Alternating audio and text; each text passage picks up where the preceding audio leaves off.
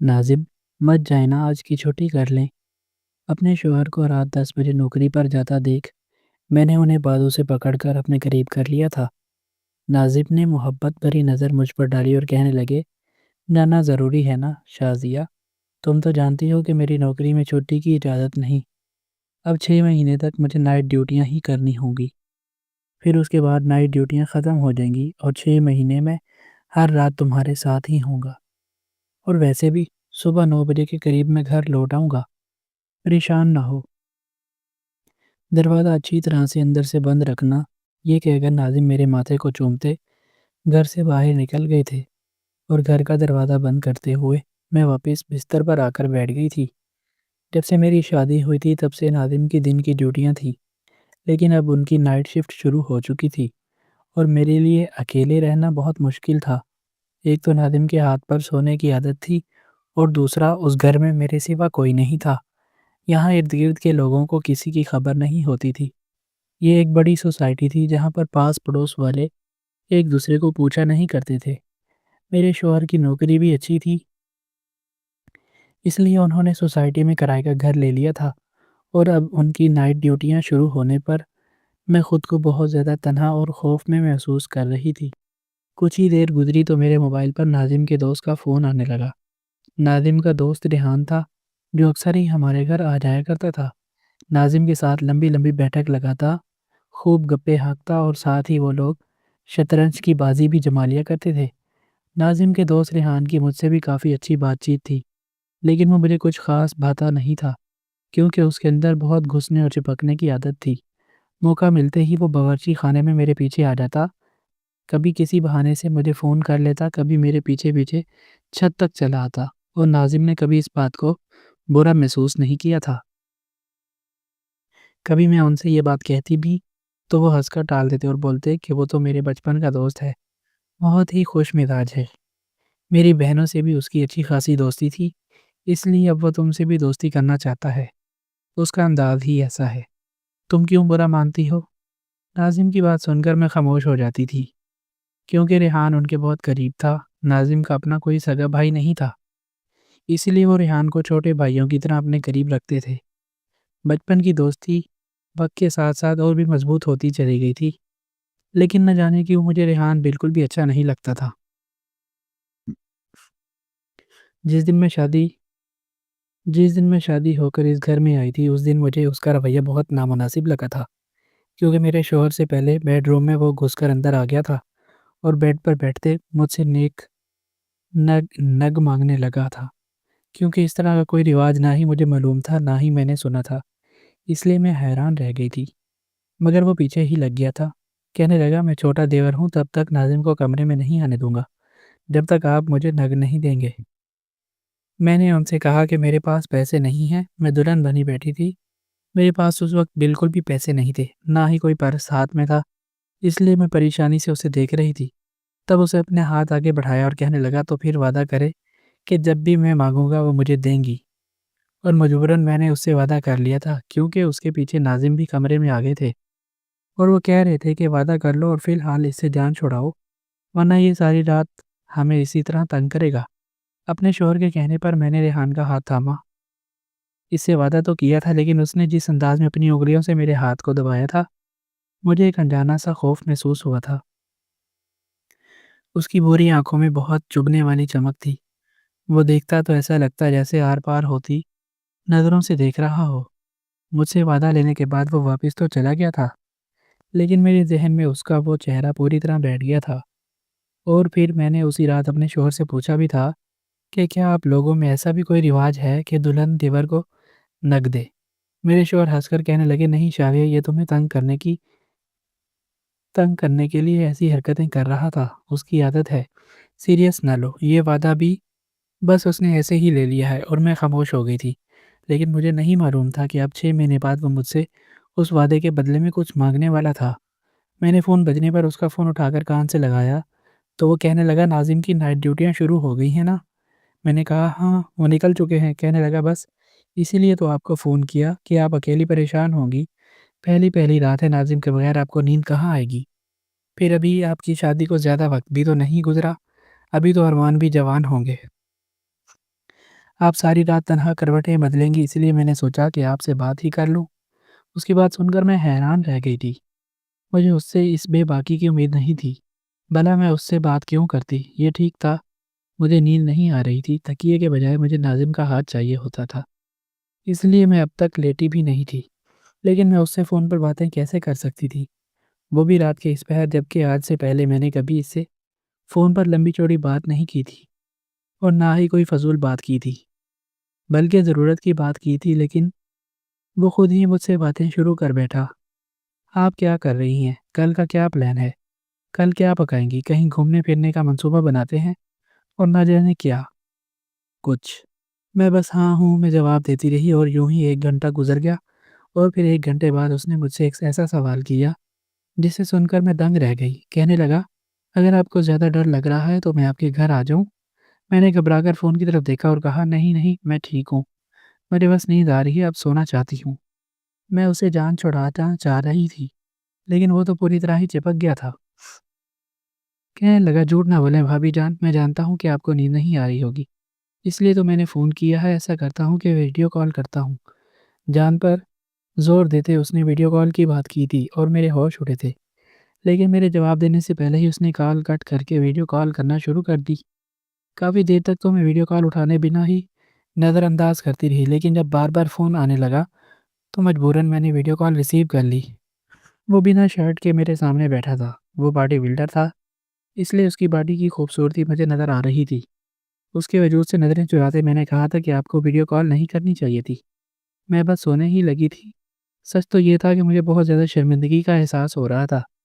وہ میرے شوہر کا دوست تھا، بھلا میں رات کے اس وقت اس سے ویڈیو کال پر کیا بات کرتی اور کیوں؟ لیکن وہ تو اس انداز میں فری تھا جیسے ہم روز ہی باتیں کرتے ہوں۔ وہ کہنے لگا، مجھ سے باتیں کرتے کرتے ہی لیٹ جائیں، ریلیکس ہو جائیں، کیوں پریشان ہو رہی ہیں؟ بس میں تو چاہتا ہوں کہ آپ کی تنہائی بانٹ لوں، مجھے بھی نیند نہیں آ رہی، میں بھی تنہا ہی ہوں، پتہ نہیں کب میری شادی ہوگی۔ ایک آہ بھرتے اس نے مجھے بھی لیٹنے کا کہا تھا، مگر مجھے یہ سب مناسب نہیں لگ رہا تھا۔ میں نے بات کرنے سے انکار کرنا چاہا، لیکن وہ تو کسی بھی طرح ماننے کو تیار ہی نہیں تھا۔ ایک کے بعد ایک بات کرتا ہی چلا جا رہا تھا۔ پھر کچھ دیر بعد بات کرنے کے بعد میں نے جھوٹا بہانہ بنایا کہ فون چارج نہیں ہے۔ وہ ہنس کر کہنے لگا کہ چارجر قریب ہی ہے، لگا لیجئے۔ ایسی کون سی پریشانی ہے؟ اور میں نے سر پکڑ لیا، یہ بلا تو کس طرح ٹل نہیں رہی تھی۔ مجبوراً میں نے فون چارج سے لگایا اور تھک کر لیٹ گئی، اور ساتھ ساتھ باتیں بھی کرتی رہی۔ باتیں کیا کر رہی تھی؟ میں بس اس کی باتوں کا جواب دے رہی تھی۔ پھر مجھے نیند آنے لگی، میں کچی پکی نیند میں تھی۔ اس کال کی وجہ سے میں نے اب تک دوپٹہ بھی پہن رکھا تھا، اس لیے تنگ آ کر میں نے کہا، فون رکھ دو ریحان، لیکن وہ پھر بھی نہ مانا۔ کہنے لگا کہ آپ سو جائیں گی تو میں فون کاٹ دوں گا۔ اس سے باتیں کرتے کرتے میری دھیمی دھیمی آنکھیں بھی بند ہو رہی تھی۔ میں سارے دن کی تھکی ہوئی تھی، گھر کے سارے کام کاج میں خود ہی کرتی تھی، اس لیے چاہ کر بھی مجھ سے آنکھیں کھولی نہیں جا رہی تھی۔ پھر وہ دھیمے سے کہنے لگا کہ آپ کو تو ناظم کے ساتھ سونے کی عادت ہے نا، اس کی یاد ستا رہی ہوگی۔ میں نے بس ہاں کہہ کر جواب دیا تو وہ کہنے لگا، میں آ جاتا ہوں نا آپ کے پاس۔ ایک دم ہی میری بند ہوتی آنکھیں کھل گئیں۔ میں نے غصے میں انکار کیا اور کہا کہ مجھے آپ کی ضرورت نہیں ہے، میں اب سونا چاہتی ہوں، اس طرح کی باتیں کر کے مجھے پریشان نہ کریں۔ میں نے پہلی بار ریحان کے ساتھ اتنے سخت لہجے میں بات کی تھی اور کال ڈسکنیکٹ کر دی تھی۔ مجھے اپنے اوپر غصہ آ رہا تھا کہ میں نے یہ سختی پہلے کیوں نہ کی تھی۔ میں تو یہ سمجھ رہی تھی کہ وہ بھابھی مان کر مجھ سے بات کر رہا ہے، لیکن وہ تو دھیرے دھیرے پٹڑی سے اتر رہا تھا۔ کچھ ہی دیر گزری تو میرے موبائل پر میسیج آنے لگے۔ میں نے میسیج کھول کر دیکھے تو وہ کچھ چیٹ کے اسکرین شاٹ تھے جو ریحان اور ناظم کے درمیان ہوئی تھی، اور اس میں ناظم کسی لڑکی کا ذکر کر رہا تھا۔ کچھ دیر تک میں حیرت سے ہی ان دونوں کی چیٹ کو پڑھتی رہی، جسے پڑھ کر مجھے یقین نہیں آ رہا تھا کہ سب کچھ سچ ہے، کیونکہ اس میں میرا شوہر کسی دوسری عورت کا ذکر کر رہا تھا کہ وہ اس کے ساتھ وقت گزارتا ہے، اور ان دونوں کے درمیان کوئی چکر چل رہا ہے۔ اور اس لیے میں نے غصے کے عالم میں ریحان کو فون لگایا تھا کہ یہ کیا حرکت ہے۔ غصے سے میرا خون کھول اٹھا تھا۔ ریحان کہنے لگا، میری بات سنیں بھابھی، آپ غلط سمجھ رہی ہیں، میں تو آپ کو اصلیت دکھانا چاہتا ہوں۔ آپ کا شوہر پیسے والا ہے، اسے عورتوں کی کوئی کمی نہیں۔ نائٹ ڈیوٹی تو اس کی رات 1 بجے سے شروع ہوتی ہے، لیکن اس سے پہلے وہ کہاں ہوتا ہے یہ آپ کو علم بھی نہیں ہوگا۔ وہ ایک فلیٹ پر موجود ہوتا ہے جہاں نئی نئی لڑکیاں آتی ہیں، اور یہ انہی لڑکیوں کے بارے میں بات چیت ہو رہی ہے۔ آپ بہت سیدھی سادھی ہیں، اس لیے میں آپ کو یہی بات کافی عرصے سے سمجھانے کی کوشش کر رہا ہوں، لیکن جب بھی بات کرنے کے لیے آپ کے پیچھے آپ کے قریب آتا ہوں، کبھی چھت پر کبھی باورچی خانے میں، تو آپ مجھے غلط سمجھ کر دوڑ لگا دیتی ہیں۔ اب بھی میں تنہائی میں آ کر آپ کو یہی بتانا چاہ رہا ہوں کہ آپ کا شوہر آپ کو کس طرح دھوکہ دے رہا ہے۔ میرے پاس وہ سارے ثبوت موجود ہیں، اگر آپ کو یقین نہیں آتا تو میں ابھی آپ کے گھر آ کر آپ کو سب کچھ دکھانے کو تیار ہوں، کیونکہ بھلے ہی وہ میرا دوست ہو، جگری یار ہو، لیکن آپ جیسی سیدھی سادھی اور شریف لڑکی کو دھوکہ دے کر تو وہ میرے بھی دل سے اتر گیا ہے۔ ریحان افسردگی سے کہتے ہوئے میری نیندیں اڑا گیا تھا۔ میں نے ایک دم ہی پریشانی کے عالم میں پوچھا، کیا تم سچ کہہ رہی ہو؟ کیا واقعی تمہارے پاس ثبوت موجود ہیں؟ اور اس نے فوراً ہاں میں جواب دیا تھا۔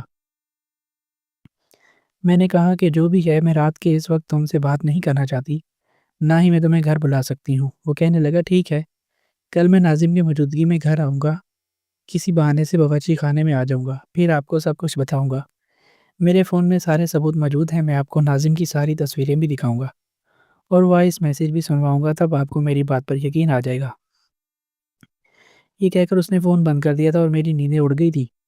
اس کے بعد اس نے مجھے دوبارہ نہ میسیج کیا نہ کال کی۔ میں جو سونے کے لیے پر تول رہی تھی، اب سارے گھر میں یہاں سے وہاں چکر کاٹ رہی تھی، اور پھر آدھی رات کے وقت میں نے ناظم کی الماری کھول کے اچھی طرح تلاشی بھی لی تھی کہ شاید کوئی ثبوت میرے ہاتھ لگ جائے، لیکن کوئی بھی چیز میرے ہاتھ نہ لگی تھی۔ میں نے ناظم کو فون ملایا تو ان کا فون بند جا رہا تھا۔ دفتر میں ڈیوٹی کے وقت فون یوز کرنا الاؤ نہیں تھا، اس لیے مجبوراً میں نے فون رکھ دیا اور پھر یہاں سے وہاں ٹہلتی رہی، اور بالآخر جب فجر کی اذانیں ہوئیں تو میں نے نماز پڑھ کر اپنے ہاتھ دعا کے لیے اٹھائے اور اللہ تعالیٰ سے دعا کی کہ ریحان کا کہا ہر لفظ جھوٹ ثابت ہو جائے، میرا شوہر پارسا نکلے، وہ مجھے دھوکہ نہ دے رہا ہو۔ میں گڑ گڑا کر اپنے گھر گرہستی کے لیے دعا مانگنے لگی۔ میں تو سوچ بھی نہیں سکتی تھی کہ ناظم کبھی مجھے دھوکہ دیں گے، لیکن جو چیٹ میں نے پڑھی تھی اس کے بعد میرا دل ڈاواڈول ہو گیا تھا۔ باقی کی رات بھی میری آج جاگتے ہوئے ہی گزری تھی، اور پھر تقریباً صبح 9 بجے کے قریب ناظر گھر لوٹ آئے تھے۔ ان کو دیکھ کر میں نے گرم جوشی کا اظہار نہ کر سکی تھی، بلکہ سر سے پاؤں تک میں نے انہیں غور سے دیکھا تھا۔ کوئی ایسا نشان، کوئی ایسا دبا یا کوئی ایسی چیز جس سے مجھے ان کی بے وفائی کا پتہ لگ جاتا، میں اسے تلاش کرنے میں مصروف تھی۔ ناظم نے حیرت سے مجھے دیکھا اور کہنے لگی، کیا ساری رات سوئی نہیں ہو کہ دیکھو کیسی سرخ ہو رہی ہے؟ میں نے انکار میں سر ہلایا اور کہا کہ نہیں، پہلی رات تھی آپ کے بغیر، اس لیے مجھے نیند نہیں آئی۔ وہ کہنے لگے، چلو ناشتہ کرتے ہیں اور پھر ناشتے کے بعد ہم سو جائیں گے۔ میں نے سر ہلاتے ہوئے ناشتہ لگایا اور کچھ ہی دیر بعد ناشتہ کر کے ناظم سونے کے لیے لیٹ گئے، لیکن میں سونے نہ لیٹی بلکہ گھر کے کام کاج میں لگ گئی، اور پھر جب میں کمرے میں لوٹی تو وہ گہری نیند میں خراٹے لے رہے تھے۔ میں نے ان کا فون اٹھایا اور تلاشی شروع کر دی۔ ان کے فون پر فنگر پرنٹ کا پاسورڈ تھا۔ میں نے ان کے فنگر پرنٹ سے خاموشی سے موبائل فون کھول لیا تھا، لیکن اندر کوئی ایسی چیٹ موجود نہیں تھی جس سے مجھے پتہ چلتا کہ ان کی زندگی میں میرے علاوہ بھی کوئی ہے۔ میں نے ان کی اور ریحان کی چیٹ تلاش کی، لیکن حیرت کی بات تھی کہ پورے چیٹ باکس میں کہیں بھی ریحان کے نام کا کوئی خانہ نہیں تھا، جبکہ وہ تو دن رات ہی ریحان سے بات کرتے تھے، کبھی کال پر کبھی میسیجز پر۔ تو کیا وہ ریحان کی ساری چیٹ ہاتھ کے ہاتھ ڈیلیٹ کر دیا کرتے تھے؟ اور یہی بات مجھے چونکانے کے لیے کافی تھی کہ ان کی کوئی چیٹ موجود کیوں نہیں تھی۔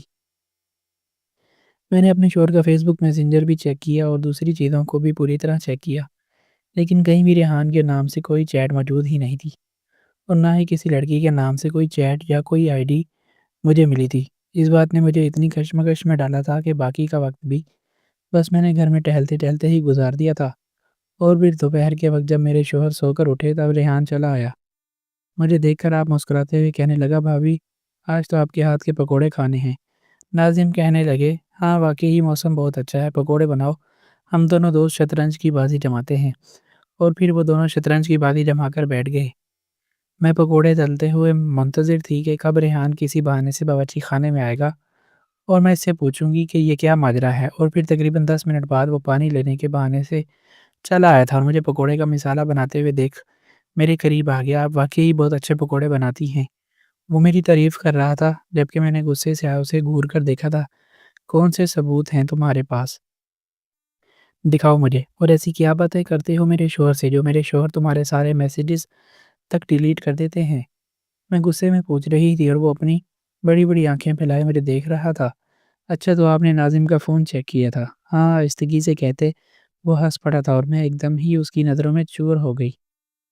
نہیں، ایسی کوئی بات نہیں ہے، میں نے بس یوں ہی فون اٹھایا تھا، مجھے تمہاری چیٹ نظر نہیں آئی تو اسی لیے پوچھ رہی ہوں۔